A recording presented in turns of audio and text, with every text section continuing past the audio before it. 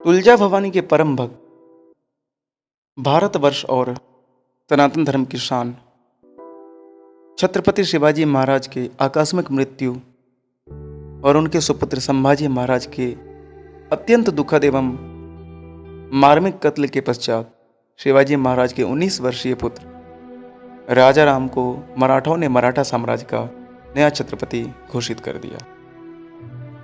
छत्रपति संभाजी महाराज का यश शिवाजी महाराज से भी बढ़कर था।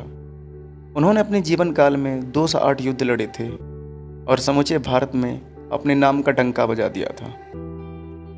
उनके खड्ग के चमक से जहां मुगल भयभीत रहते थे, वहीं हिंदू स्वयं को सुरक्षित मानते थे। ऐसे में उनके कत्ल के पश्चात मराठा साम्राज्य में निराशा छा गई। इस अवसर का लाभ उठाकर कट्टरपंथी मुगल शासक औरंगजेब द्वारा विंध्याचल पर्वत के दक्कन पठार के कई दुर्ग कब्जा लिए गए। ऐसे में छत्रपति राजाराम को इस स्थिति से निपटने हेतु विशेष योजना बनाने की आवश्यकता थी, जिसके लिए उन्हें कुछ समय दक्षिण के घने जंगल में स्थित जिंजी दुर्ग तक सुरक्षित पहुंचकर योजना बनानी थी, जिससे मराठा योद्धाओं में नव ऊर्जा का संचार कर पुनः मुगलों को जवाब दिया जा सके। किंतु यह इतना आसान नहीं था, क्योंकि जिंजी दुर्ग का रास्ता औरंगजेब या उसकी अधीनता स्वीकार्य राजाओं के कब्जे में था। ऐसे में राजा राम जी का इस यात्रा को सुरक्षित तय करना लगभग असंभव था। किसी भी रियासत का उन्हें पनाह देना मतलब औरंगजेब की कोप का भाजक बनना था। अतः कोई भी रियासत राजा राम की मदद के लिए आगे नहीं आ रही थी। इसी निराशा की स्थिति में छत्रपति राजाराम अपने कुछ करीबी मंत्रियों के साथ लिंगायत पंथ के अनुयायी का वेश लेकर मुगल सैनिकों से बचते हुए सह्याद्री पर्वतमाला से सटे राज्य केलाड़ी पहुंचे। उस समय वहां नायक वंश की महारानी चेन्नम्मा का शासन था।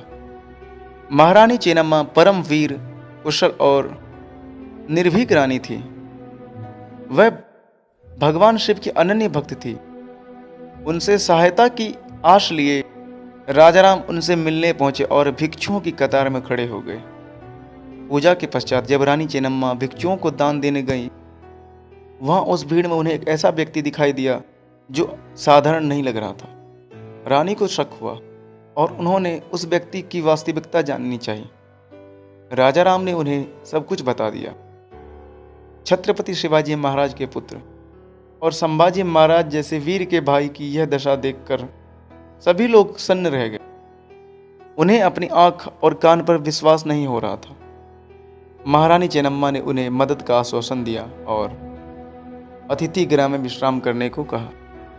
अगले दिन राज दरबार में राजा राम की सहायता को लेकर एक मंत्रणा हुई, जिसमें सभी मंत्रीगण उनकी मदद के बदले आने वाले खतरे से डर गए और उन्होंने परिणाम के लिए रानी चेन्नम्मा को चेताया।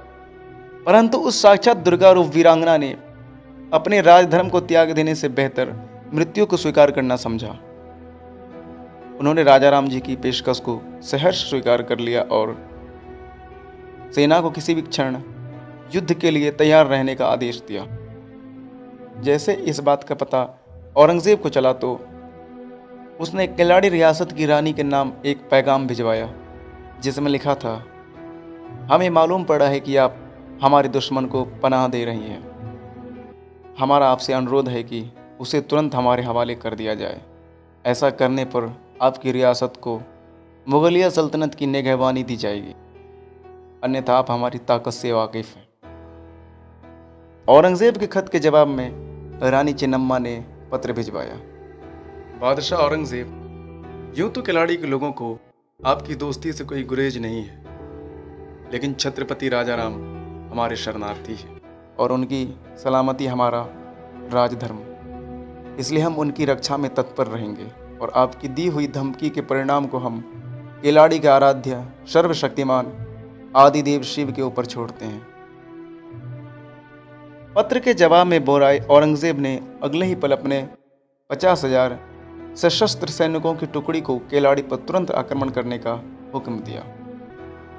युद्ध निश्चित हो गया था। महारानी चेन्नम्मा ने स्वयं इस युद्ध की अगुवाई करने का निश्चय किया।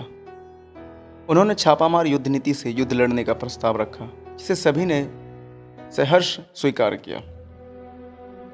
जब शिव शंभू की परम भक्त केलाड़ी की रानी चेन्नम्मा अपने राजधर्म की रक्षा हेतु रणभूमि में उतर पड़ी, तो आदिदेव भगवान शंकर को भी उन्हें आशीर्वाद देने आना ही पड़ा। भगवान शिव के आशीर्वाद से उस वक्त सह्याद्री की पर्वतमालाएं मानसून की बादलों से घिर गई थी। हर जगह वर्षा का पानी भर आया था।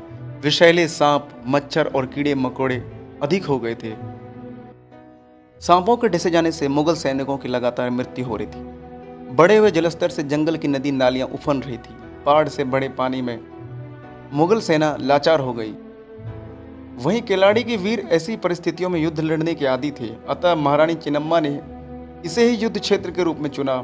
उन्होंने खुलकर अपनी सेना के साथ दोनों हाथों से मुगल सेना का संहार किया।